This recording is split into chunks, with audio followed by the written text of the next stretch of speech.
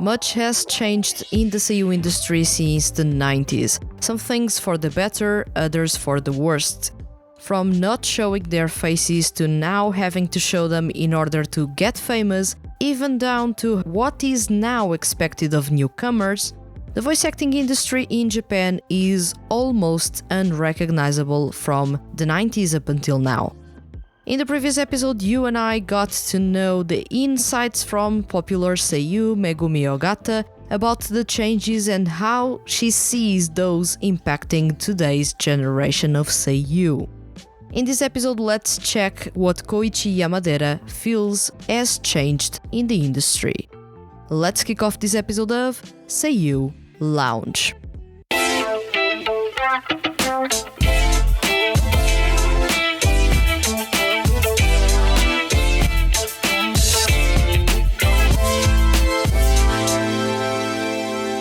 Welcome to SEIYUU Lounge. I am your host Vanessa, and today's topic is the Drastic Seiyuu Industry Changes According to Seiyuu Themselves, Part 2.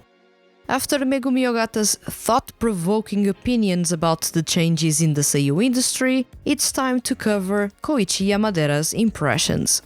Once again, this is part 2, which means that for you to get a broader idea of what has changed since the 90s in the seiyuu industry, I recommend you to check episode 115, which is to say the previous episode. This way you get the opinions from two different sides of the seiyuu industry, male and female. Let's not forget that the seiyuu industry treats men and women differently, so to get Ogata and Yamadera's perspectives is hopefully a good way for you to know what is happening on each side and how they see those changes. Also do know that the information in this and the previous episode is fairly new. It's from September and October 2021. But first off, who is Kouchi Yamadera? He is none other than a legendary seiyuu best known for his impressive vocal range and versatility. He has been active as a voice actor since 1985 and was one of the very first male seiyuu to become solo artists. He's also a fun TV and radio host, and he melts almost everyone with his honeyed low voice when he goes for narration or even for specific roles in anime or games. He's considered an inspiration by many seiyuu and continues to be relevant. Let me remind you, he is in his 60s, in an age in which most seiyuu fans only care about seiyuu's age and looks. Yamadera has been for a long time really vocal about the changes in the seiyuu industry and how those have been impacting everyone. That's why he is the one I chose to represent the male side of the voice acting industry for this episode. He's also, as of 2022, the best paid voice actor in Japan, mostly due to his vast work in narration and dubbing. Now let's dive a bit into the interview that, albeit brief, is rather interesting and filled with insights about today's seiyuu industry. Does he feel any changes in his career now that he is older? He starts by saying that he does really feel changes, although he wasn't initially expecting it to feel like that. Yamadera says that since Ohasta, kids' TV show that he hosted for years before graduating from it, that he feels like his work is never enough and that he's tried a lot of things in order to continue to be relevant. Seiyuu now have to be good communicators. It is well known that being a seiyuu used to be a job all about being behind the microphone, giving life to magical stories while creating memorable characters out of their performances. Showing their faces, actually, living off their looks or even off of their variety skills was not expected nor common. Yamadera states that today a seiyuu's ability to be a good communicator is essential, and you can see that in how seiyuu behave in anime events or even in live shows. Yamadera continues by saying that he used to be the type of person that thought that seiyuu don't need to be good communicators. He acknowledges that now he can't say that. It is expected that seiyuu are good communicators. Those that aren't are left behind. He made fun of seiyuu being on social media, but now states it is scary thinking that fans appreciate his voice but would rather follow a seiyuu that has 1 million followers on social media instead of choosing who to support for their quality as voice actors. Actually, seiyuu don't get royalties from their past work. Yamadera makes it really clear, seiyuu don't get residuals or royalties of any kind, even if their past series suddenly got popular. While a seiyuu can have a ton of popular characters in their repertoire, they are not earning money off of their performances after everything was recorded and they were paid for that. All the money that a project makes after that goes exclusively to its creators, not the seiyuu. Yamadera adds that that is exactly the reason why he hasn't stopped working as a voice actor. Past work doesn't earn him royalties and therefore doesn't pay his bills.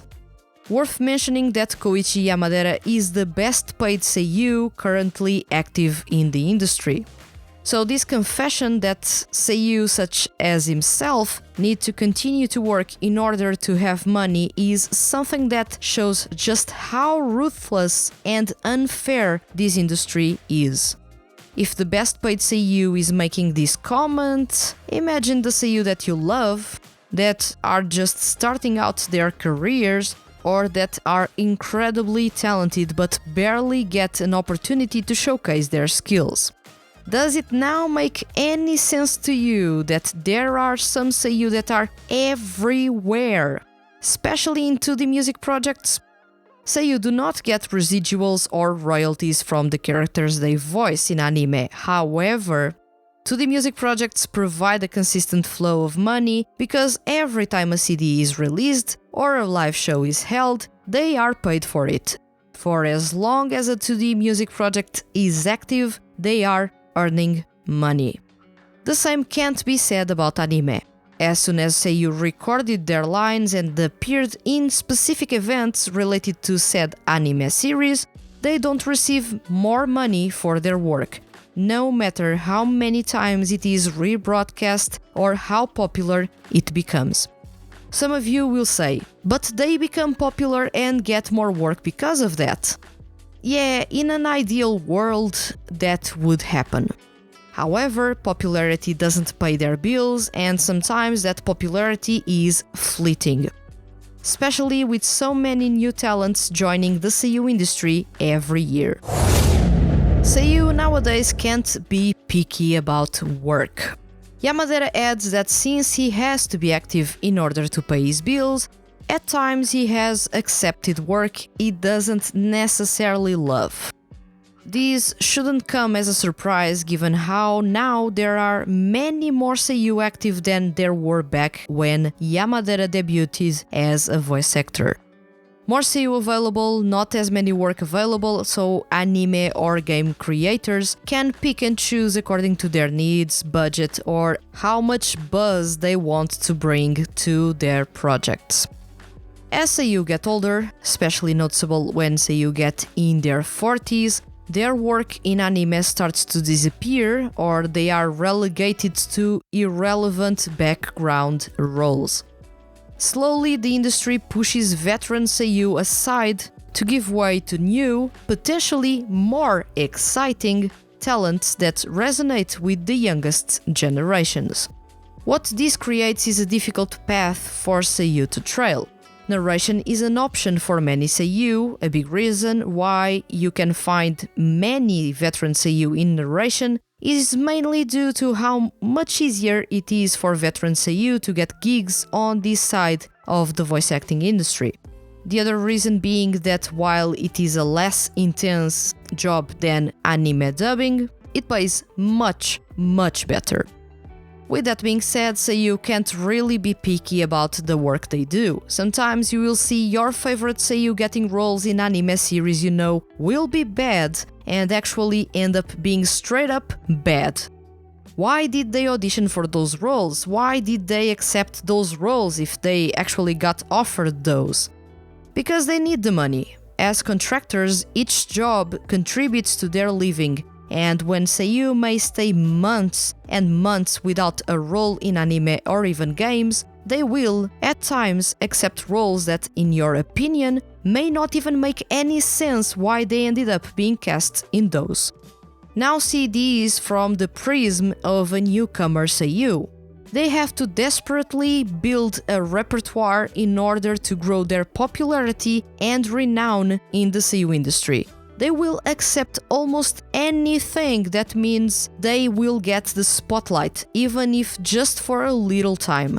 While most of us may think that Seiyuu, even the really popular ones, get to choose the projects they audition for and that they are doing what they love all the time, truth is slightly different. There may be roles and productions they join that they are genuinely excited about, but most of the time, they are making a living, and that means accepting roles that they don't enjoy in productions that they also don't particularly love. In the interview, Kouchi Yamadera mentions that he hoped that by the time he was 60, he'd only work in projects he loves. However, truth is, he can't allow himself to be this picky. And that is coming from the best paid voice actor in Japan. Yamadera wraps up the interview saying that today's Seiyuu industry is scary. Yet he actually is jealous of today's Seiyuu, most likely for being or having to be as versatile as they can in order to thrive and make a living as a voice actor, and how successful some have become while actually not being that much active as voice actors. He adds that he wants to continue working as a voice actor until he dies, and he is well aware that he will gradually disappear from the public eye as he gets older, once again, because the Seiyuu industry favors younger voice actors over veterans. Takeaways from both interviews. Both Megumi Ogata and Kouchi Yamadera talk without a filter about the changes they see and are experiencing in the Seiyuu industry. Much has changed since the 80s and 90s. They were among the very first Seiyuu turned singers, doing so in order to be and remain relevant. They established themselves in the Seiyuu industry as references after voicing iconic characters. Both notice how age has been affecting the flow of work they get. Both notice that they can't be picky about the roles they get. Both mention how little the Seiyuu and music industries value them. Showing their faces, being good communicators, being popular on social media, these seem to be the things that worry them the most, as some of these things are what now determine if a Seiyuu is popular. It is no longer about the quality as voice actors. It is about the looks. Appearing in magazines consistently, being master communicators, be it as actors, musicians, TV show hosts, and it's basically essential to keep people interested in a voice actor by doing those. Having a following on social media also influences the opinions of anime and game directors about who to choose for their projects. Few are the Seiyuu that don't have a presence on social media and continue to be consistently sought after for projects. If Seiyuu wants to be relevant, they have to be active at all times, voicing characters in projects that they do not love just for the sake of continuously stand out for directors. It is getting harder and harder for Seiyuu to impress fans and the Seiyuu industry as they want more and more from them, and it is never enough to satisfy them. It is uncertain how the Seiyuu industry will be in a couple of years, but while there are more ways to join the Seiyuu industry, the quality of the talents joining it is drastically decreasing in the past couple of years. Will the seiyuu industry turn into a bunch of singers and actors attempting voice acting? Will there be a solid mix of career seiyuu, basically seiyuu that only do anime dubbing, narration and games voiceover, and then those that are all about being entertainers? One thing is for certain, seiyuu will no longer be able to hide their faces and do what they love as their job. Living off being a voice actor will get increasingly harder, and if you haven't noticed so far, with many seiyuu wanting to become singers, writers, YouTubers, influencers and actors, that is already happening. Seiyuu are quickly shifting to other fields adjacent to voice acting because living off voice acting alone is barely possible, even for those that you feel like are massive stars or that have been lending their voice to incredibly popular characters in anime. Joining and thriving in the seiyuu industry was never easy. However, as it is hard as hell for everyone to solely live off voice acting in Japan.